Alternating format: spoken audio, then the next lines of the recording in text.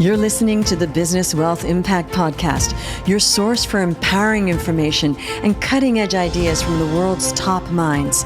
I'm your host, Jeanne Amlour, founder of seven-figure coaching company, Jeanne Amlour International. Join me on a journey to unleash your potential and create your highest success. Welcome to Business Wealth Impact. Hello, and welcome to another Business Wealth Impact show. We have a fantastic guest here today. His name's Dusty Holcomb, five-time Ironman and former CEO. Dusty Holcomb knows endurance.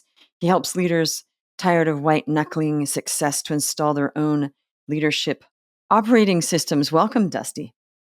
It's so great to be here. Thanks for letting me come in and chat about things I am so deeply passionate about. That's awesome. I'm just so impressed that you're a five-time Ironman. Wow, I know that's not easy. We're going to talk about that in a minute because I know there must be some sort of correlation between the grit and the resilience that you have with what you're doing. However, what I'm really interested in is what we were talking about, like leadership and isolation. Tell us a little more about that, and then we can dig into how to solve that. Old saying, leadership is lonely, right? And it is true, and it needs to be true for a reason. In organizations, when I'm running a company, I can't be talking with everyone in the company about the things I'm worried about. Like there needs to be some type of isolation. But the problem is that when we buy into that and we say it is a necessary thing, it becomes a binding constraint for our growth and our capability as leaders because we don't get counsel, input, mentorship, and feedback from others around us. And so this isolation is a real symptom. It drives burnout, it drives a whole bunch of other problems, but it's not necessary. So leadership is lonely. It can be, but it's not an end state. You can actually cure that. Mm. Okay, so for sure, there's some isolation with everything we're doing. I feel like entrepreneurs also, there is an isolation, even though we get mentors and that does help some of the isolation. Obviously, I'm in a bunch of groups and I have mentors and coaches and all sorts of people. It is less lonely, but when we're in our heads, there is some loneliness because it's a road alone. Now, regarding leaders in business, well, of course it's isolating because they can't say when things are not going well, hey, I'm panicking right now, because then everybody underneath them also will panic, and that's not good leadership. So, how do you start to solve this problem of not not really being isolated?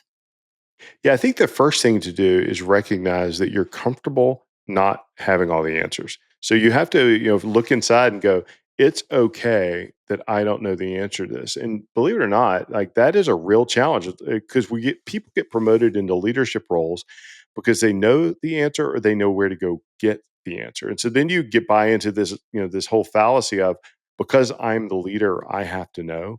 And so you have to break that down first. Like look in the mirror and go, I am comfortable not knowing the answer.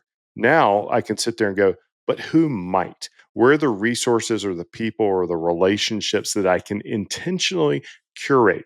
And so curating these relationships as an antidote to this isolation I'm feeling in my head because I'm curious, because I want to understand who would know what books would be good, what podcasts would be good, what people should I go and actually have a cup of coffee with or a virtual session with. I think isolation can be cured in a lot of ways, but it first has to start by looking in the mirror and going, I need information and perspective I don't have, and I'm willing to ask for it and receive it. Okay, so that is a big issue with most high achievers. It's very hard for us Mm, to ask for help. guilty. Yeah. Earlier on in my life, I remember these days when I was in my 20s, and I remember seeing that as a weakness, that Mm, I will not ask for help, because if I'm asking for help, that means I'm weak. Of course, now that seems so foreign to my complete mindset, because I will ask help immediately just to save time. So this is known. Hard to ask for help. Literally, hmm that's what this is about. Ask for help. How can hmm people start asking for help? And I know that sounds really strange because you would just say, well, just do it. But there's there are all these barriers to that. How can people start doing this? Well, I think you actually need to do a bit of a judo move on it and recognize that it's not about asking for help.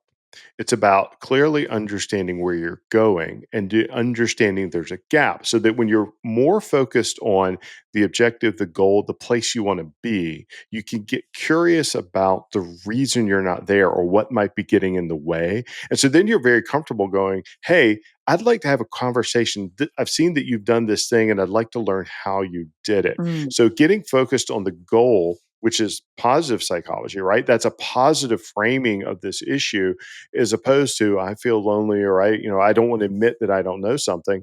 Just be focused on where you want to go and then how do you close that gap. That's where I would start. And that's where when I get into a doom loop where I'm going, I need to know the answer or I don't want to admit, I'm like, wait a minute, it's not about not admitting what I don't know. It's really about figuring out what I need to know so I can get where I want to go. And I think that's the language and the lens we need to shift to. Now, in your work, have you seen that this is a problem? Is this still a Yeah, very big problem? it's a very big problem. And I've experienced it myself. Similar to you, it's like I grew up in an ecosystem where you were expected to know the answers, and no one told me that. Right? No, that was not like that was the norm of the business. It was just a mantle that I put on myself. I would say that in all the leaders I've worked with in my career, both as a CEO, as an executive, et cetera, almost always this has been a case in there. In fact, one of Mm. the most common issues we see in working with high performing, high caliber leaders, in fact, it's the number one issue for YPO members is some type of imposter syndrome. And imposter syndrome can be a proxy or can be an issue that causes this. And it's because people don't want to be seen as less than competent in the role they're in. What's really happening there is an identity linkage between a role and value. And that's not what has to happen. What has to happen is breaking free to go answer the question to get to where you want to go. But I see it in almost every leader I work with at different stages and ages. And it's just something, even for myself today, I have to continually reframe when that negative psychology happens because it happens to all of us. Just have to reframe it and go, aha, I'm buying into this limiting belief, this fallacy. I need to break free from that. I agree because, I do work with high-end leaders sometimes, and it is a shame. It's like a shame thing. I should know how to do this, and I don't want the world to see that I'm asking for help because I should be better than that. It's definitely a high achiever thing. Definitely, I should know, and I also hear a lot, I should be able to figure this out myself. I just should be able to. Almost like we get a medal if we do it without asking for help because it's cheating if you ask for help. I love that you went there with the medal because somehow it is safe for the greatest athletes of our day to have a coach Mhm, and to get help and to get perspective. But it's not good for knowledge workers, for knowledge athletes mhm. to have a coach or get help. And it doesn't work, right? You mentioned you belong to groups, you have masterminds, coaches. The most successful people are getting perspective so they don't buy into this. I have to figure it out on my own. Like I personally love grit and tenacity and resilience. I think those are wonderful character traits, but they're character traits that strengthen you until such time as they become a binding constraint. In fact, one of my mentors once told me, hey, Dusty, the thing that makes you the best in the world at what you do today will become a binding constraint for you and who you want to be and become if you don't break free from it, if you don't break out of that. So I think that fallacy of needing to have the answer or being afraid of shame is one of those things, but coaches make it where, and I'm thinking of sports coaching. There's nothing shameful about dropping your shoulder and then having a coach go, hey, you're dropping your shoulder. You need to go back to this part of your stance. And you go, oh, okay. I think that works. We just need to make it just as normal in leadership. Yeah, no, I love grit and resilience. I actually used to do public speaking on that, so I love it. And the feedback also in my life was similar. Like you have a lot of grit and but there's a point where that sheer force won't work anymore. Mm. The sheer force, it's like the ramming, what are they ramming, battering rams they used to call them? Hmm. Battering at a door. Well, you could just maybe ask somebody to get the key. And open it, and people would say, Jean, you're like a battering ram. You just keep going. And, eventually, if drops of water eventually are always going to damage whatever surface, but it takes forever. Okay. And Hmm. it's a force thing. And I liked that analogy. They'd say you're like a battering ram. That's great, but there are some things you can't just keep battering down. Kind of like what they told you. Interesting, right? Yeah. Well, see, like this metaphor really works. I like to think about it this way. You and I, grit and resilience. I was the same way. I would take such pride into being the battering ram and just never giving up and going, going, going. Then the question really becomes, well, is that the single best use of my precious energy? Mm. Like, am I spending all of my energy trying to knock this thing down, which is skill level 3 for me, as opposed to finding someone who has this as a skill level 10? Let them do that so I can do the thing that only I can do. And I think there's an identity shift that has to happen, especially in leadership, where you have to recognize, hey, this thing that needs to be done, I can grind my way through it, but is that the single best use of my time and energy and my unique ability, the thing that only I can do in the world or in the organization? And if the answer is no, well, then you've got to be willing and able to say, I don't need to hold this. And so grit and resilience is great until you're holding on and grinding through things that'll be so much more well done by somebody else. Actually, my greatest pride is when I find somebody by magic that just knows that so well and you plug them in and then it's done. That to me is the biggest success now is how can I save? I think you get through stages where I want to make no effort. I want to just plug people in. And Yes. I think at that point, at that level of how we want to operate, it's more about being the general and moving people around and they're going to do that. And I think that's where the leaders can let go of this kind of like very elementary energy of doing everything themselves. And I've seen this with high level people. And I'm thinking, how come you don't have an assistant do that? Because, oh, I want to do it myself. But why? Okay. So that leads us to the next part of the solution is asking questions, getting help. And I know that men specifically hate the term get help. It's quite extraordinary. Women, we are like, please, could somebody just help me? I think it's the mom thing. Please just help me. Kids, help help do things around the house. And I found myself asking my kids, could you just give me some help here? I don't think that a lot of men, husbands, and fathers say that much. Like they might say, hey, I could use a bit of help. But I feel like in the male ego, it's really like, I'm not going to ask for help. What? So women have an easier time of doing that. So, what's the solution? How do they solve this with their network? Yeah. So the way I would think about this, because I've got a couple conversations that I've had in my life that come to mind immediately. You have to shift the framing. We're not getting help. We're going faster. Mm, It's back to that goal mindset, right? When I say I need help, I'm saying I don't know how to do this. I'm not good enough. Like there's all this negative potential psychology. I think that there is a male female. I think the men are predisposed to this because fixers, solvers, whatever. And that's where all in my expertise is not there. But when I can think of things where I would say, okay, but what can we do, or how would you go faster? It's mm, not about asking for help. It's basically trying to figure out what can I do differently to get to where I want to be more efficiently. mm, Does that help? Well, yes. That's by definition, that's what help is. But if you can reframe it, and then you can go, all right, and who has the information that I don't have that would help me go faster?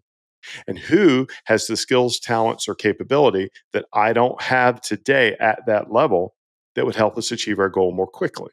Like that's help, but it doesn't feel like help. It feels smart. It mm. feels like I'm being a really smart investor of resources to achieve a goal. And like, if you want to do a Jedi mind trick and say that's what it is, that's what it is. Are you asking for help? Absolutely. But you need the network, you need the openness to be able to do that. Well, I mean, it's recruiting, and let's face it, they used to call them the help wanted ads. Mm, So it was help wanted. Um, but really, this is recruiting, and it's really about recruiting the who for the what. And that's in all yes. facets. That's whether you need your house cleaned. That's whether you want well, do we have people fix our cars or do we do it ourselves? No, we plug in a mechanic or a repair person or a car detailer. So we need to apply all of this stuff we're doing in our lives anyway, where we are getting help because we're paying somebody to clean our house or do something, and apply that to our leadership or our business where it's not help. It's I'm plugging people in, I'm recruiting people for my thing. And it's the who that matters. It really is. And it's, the best that I've ever worked with, the best I've ever seen and want to model myself after are those that recognize these things before they become a bottleneck, right? It's before there's pain. And so the best leaders are doing this, they're actively stepping away from their work to give themselves space and place to think about these things before they go and get help, right? And so I think that is so incredibly important, is especially the higher you go in leadership, the more time you need for reflection. And it's not about, sitting on a mountain. Maybe sometimes it is. That's really nice. But it's not about sitting off alone with a journal trying to solve the life mysteries. It's really about trying to figure out, where are we going and what is it we need to do differently to get there? And what are the resources I need to do that? I think that's so incredibly important. Well, first of all, that is part of my mindset, my practice is to sit down twice a week and do structured thinking time. And and I could be sitting anywhere, but it's all about what you just said. What's going on? Where do I want to go and how? And when I sit down and I have this way of thinking and writing it down, I get answers because I merely just took some time to get clear thinking time. And all great leaders, all of them spend time every week with thinking time. Elon Musk does this. So I thought, well, I'm going to do what they all have, what they're having. So when I started doing this, that thing, and I don't, of course, I just do freewheeling thinking time as well, just to just think. But when you're thinking with a structure, what you just said, where do I want to go? And your answers, they come because it's structured. And then you get, Hmm. okay, from this thinking period, I got 3 action steps from it. And it creates so many Hmm. action steps. So I think that's highly underrated. And I think a lot of people don't know that about top leaders, that they do set aside time just to think, because you can't think if you're just going the whole time. Okay, so what are some of if you were going to build a network for a leader, what are the types of people that would be in that list or on that list? I would look for a couple of categories. Hmm. I would look for people who have wisdom. And what I think of when I think of wisdom is people who have navigated situations or scenarios that I am contemplating, and I can extract from them the life lessons they've learned the hard way, right? If somebody's already paid tuition and gotten the wisdom, well, then how do I get it at a much lower tuition rate than they paid? So that'd be one thing, looking for wisdom. The second thing I'd be looking for is people who have different perspective. I think it is incredibly important to have others in your life that do not see the world the same way you do, that haven't got the same background experiences, race, religion, whatever, because through them you get perspective. Like, the truth is this thing that we hold as right or wrong with binary, and it's not that at all, because it's a perception. Like, there are binary truths, but those are probably more moral truths. But as we're trying to figure out and make decisions as leaders about how we're going to, allocate resources, how we're going to, embrace this strategy, we have to make sure we're not buying into an echo chamber. So I would be Mm. looking for people who are different and just curating that, hey, really interesting conversations that make you go, huh, they've connected dots in ways that are different, but I can value from that. And so that would be the second. And the third, this may sound a little crazy, I want people who are younger and more junior and less seasoned Hmm.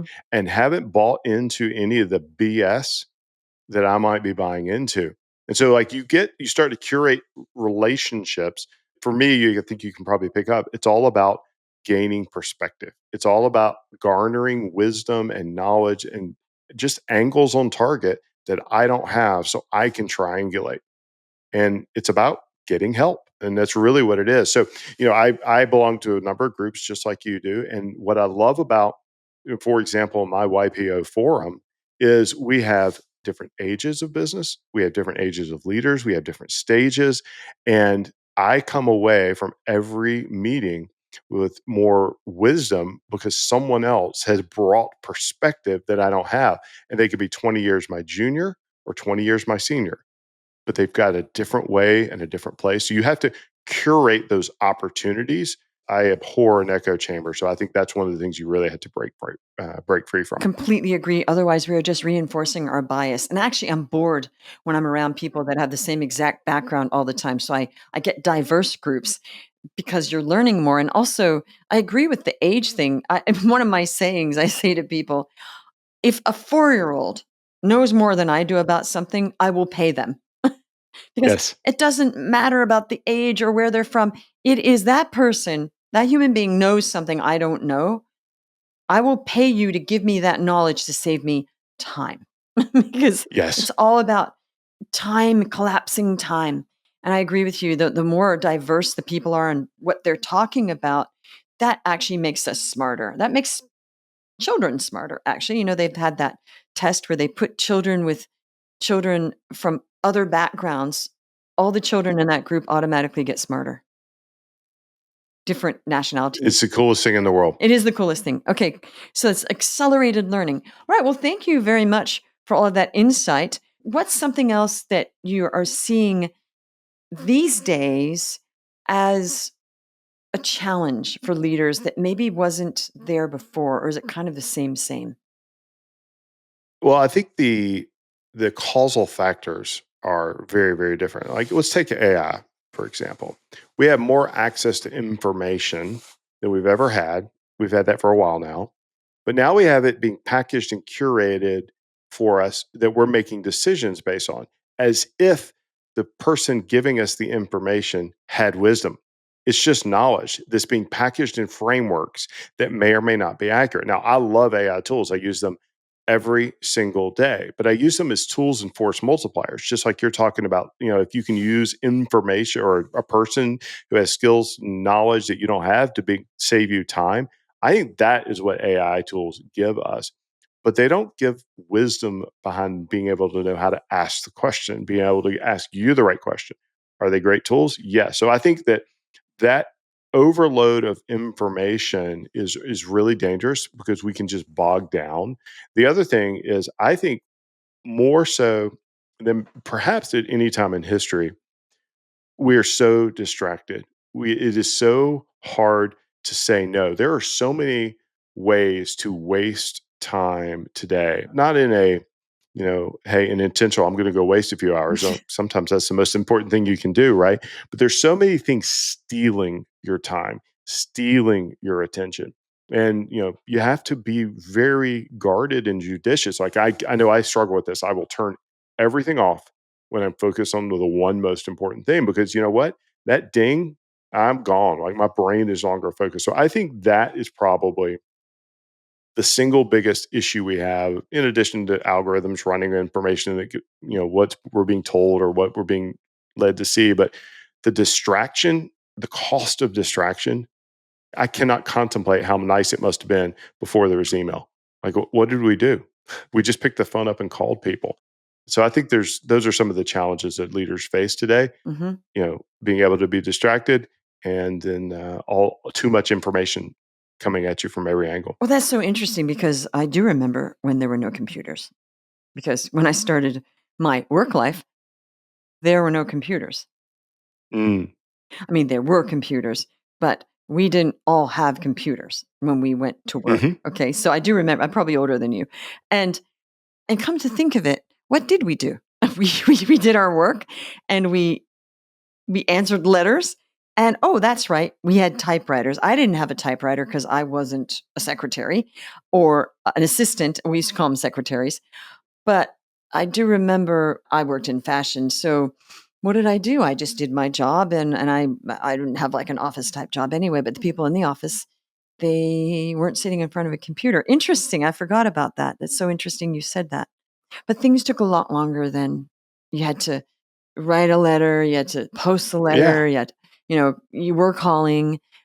People still call. That's so interesting. So, but I do remember when I had my first job with a computer, it was like, wow, I have a computer. What do I do? I don't even think I had email when I first had my computer, there was no email on it because it was computer without internet. We were just using it as, you know, a computer. You're correct. We have so many distractions now. So many. I think that's the case. And I'm laughing because I can think of an experience I had not too long ago where someone said, "Well, I sent them an email and I'm waiting for a response." And my reaction was, "Pick up the phone, call. Have you tried calling them?" "Oh, no, no, they'll get back to me." It's just a different way of working. It is different. Well, I mean, it's also some people are afraid of following up because they're afraid of there's that whole psychological thing that we won't even get into about so afraid of getting the answer if it's a no. So we'd rather just like pretend that we didn't do anything and send it out into the ethers. Well, Dusty, now let's talk about your Iron Man for a minute. Did you win any of the Ironmans or did you come in like, what was the best number you did? No, I did not win. I'm a 6'4", 230-pound linebacker sized person. So winning Ironmans was not going to be in my future. I was doing it as a test of endurance and mental test. My fastest time was like 12 hours and 20 something minutes, 24 minutes, 26, something like that, which I was quite thrilled with, to be honest with you. And I think that was in Arizona. So, You finished it though, and it's not about winning. It's oh, about yeah. even, I mean, some of my friends have done it, and I don't think, I don't know if I could even finish it at all. So that's amazing. I feel like, though, that there's all this gritty male stuff like, get up at 4 in the morning and, grit and all that. And, you know, there's now a backlash against that we don't have to get up at 4 to be successful. I certainly don't get up at 4. It's not my chronotype. And we don't have to be that athletic because in the end, there are a lot of athletes that are terrible at business. So what's your take on all of this? You know what I'm saying? The gritty, get up at 4, do this, or you can't be a success. What's your take on all that? I love this question because I've been reworking some of my routines. I'm always tweaking to try and optimize. And my chronotype is early. Like I would much rather get up at 4 in the morning Mm, and have a couple quiet hours, and that's when I do my thinking work. If you want anything substantive out of me after 8 p.m. at night, like you're not getting it, or it's just not going to happen. But what I really think that needs to happen, and what I think really happens when people do this well, is they recognize, when do I do my best work? mm, What is it that I need to do to optimize for success? So for me, working out, it's not about trying to do Ironman anymore. Physically don't want to race that and do that to my body, but it is about understanding that when I do that type of activity, I think better. I mhm, am sharper. So, what are the routines and systems that you need to optimize for yourself? But I do think that there's something to be said for doing hard things and having discipline to overcome. So if it means getting up at 4 to do the workout, like I don't want to do that, but do I need to do it? Yes. Am I better for having done it? Yes. So I think it's not a male thing, or maybe it's an ego thing, but I think there is something really important about doing hard things and training yourself to do them, so that when you need that discipline, so when you need that as a skill, you've already done it. I'm a huge fan of deciding in advance what's most important, so that when you get into the moment of need, the decisions are easier. Not easy, but are easier. And I think working out, or your own, systems of routines like that, is part of that. Like, so I'd rather get up early, but some people run or do their workouts late at night. Hey, good on you. Just do them. That optimizes you for success. No, I'm big on exercise, but I don't believe and there's a lot of people that are very, very, very successful that aren't doing hard exercise. They're just sort of keeping in shape. And I think there's this message that we have to be I love it. But do you know what I mean? Like all the top business people in the world, all of them were not running marathons. They were successful Correct. anyway. I believe it's really healthy to get sleep, first of all. And I'd rather get the sleep than get up at 4 and be exhausted because that's not going to work. And two, obviously take care of your body, and it's good to do hard things, but I don't think it's absolutely necessary for success that everybody has to be running a marathon every morning. No, I completely agree with you there. So when I say do hard things, I mean do things that you don't natively want to Mhm. do, that forces you to learn a new discipline. It doesn't mean you have to go run a marathon. Maybe it's just, maybe you need to sit down and journal for 15 minutes a day, Right. or maybe you need to, whatever that hard thing is that you don't want to do. So I think that's the way I think about it. And so if you're a marathoner, be a marathoner. If that's what fills your cup, like for me, I like the long runs. I don't wear music when I run. And so the reason that is because it's when I think. It gives me clarity time. Would that work for you? Maybe, maybe not, right? It's not about doing the hardest thing.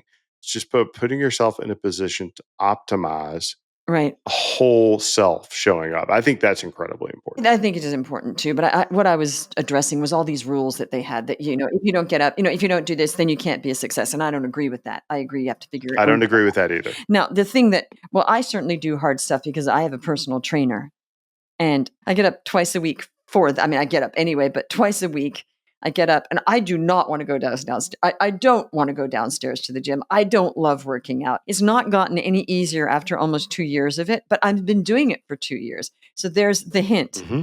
I hate it. I hate getting up and going down, and it's okay, but he knows. I said, he goes, yeah, you'll get to enjoy it. I said, when? But I do enjoy the benefits of it. Uh-huh. It's not even like, oh, you will enjoy it. I'm doing it even though I don't enjoy it. But you enjoy what you get from it, whether it's the outcome. And sometimes you don't like the inputs at all. Oh, not at all. But the outcomes are what we're doing them. Exactly. Doing it for. I feel better. I'm building muscle. It's good. I know it's good for me. But, if I really did what I wanted to do, I'd just stay in bed and sleep in. Like most of us, want to. And my trainer actually said to me, he said, we all would prefer just to sleep in, myself included. So it was good to hear that. He goes, yeah, I mean, if we just did what we wanted to do, everybody would just sleep in because there's not one person on this earth that doesn't just want to sleep in, I think. I can't think of too many days where I went and jumped in the pool and swam 2 miles where I really felt this is what I want to be doing. Yes. But I wanted to make sure that on race day, I was real comfortable in the water and wasn't going to drown. So, maybe there was a little fear in there. There you go. Well, listen, Dusty, this has been very interesting. So what's a mindset you live by, a simple mindset that you live by that you'd like to share with everybody? The mindset that I live by is that everything we do is leadership. And so we have to be very intentional in understanding that, when we show up, how we speak, what we do, how we lead ourselves is the single most force multiplying effect we can have for our influence with and for others. So we need to be intentional. And that's my mindset. How am I intentionally going to show up today, lead myself so that I can have an impact, positive impact for others? And I think that's I think if people do that and do that well, it's an absolute game changer. Agreed. Well, thank you so much. Thank you for listening, listeners. And we hope that you will subscribe. And of course, a review is also nice. And we'll see you on the next shows. You're listening to the Business Wealth Impact Podcast, your source for empowering information and cutting-edge ideas from the world's top minds. I'm your host, Jean Amlour, founder of seven-figure coaching company, Jean Amlour International. Join me on a journey to unleash your potential and create your highest success. Welcome to Business Wealth Impact.